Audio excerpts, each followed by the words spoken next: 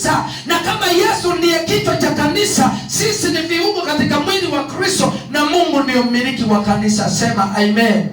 Mwambie jirani yako, halo kanisa la Mungu.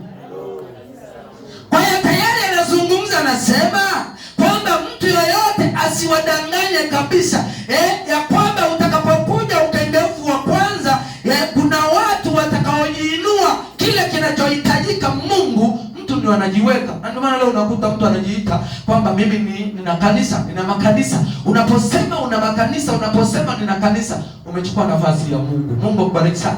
Ila sisi hatuwezi kuchukua nafasi ya Mungu, tutachukua nafasi ya wana. Na ndio maana mimi na wewe ni wana wa Mungu. Mwangalie jirani yako, mwambie halo mwana wa Mungu. Mwambie tena halo mtoto wa Mungu. Mtoto wa Mungu ni mtoto tu. Hawezi kukuta amechukua nafasi ya baba. Na mtoto kwenye familia huwa kuna kuwepo na baba na mama na watoto. Sasa mtoto hawezi kuchukua nafasi ya baba. Akichukua nafasi ya baba, baba anamfukuza mtoto huyo. Tuko pamoja?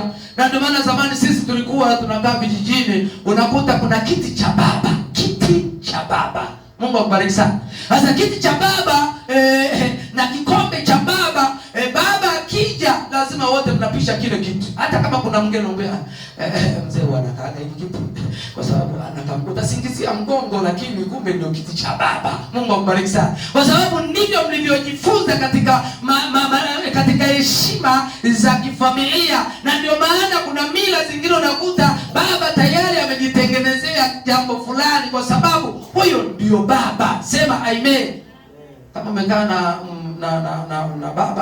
baba hapo, mwambie halo mwanaume. Wewe kaka Noah, wewe sio mwanaume. Bwana Yesu asifiwe sana.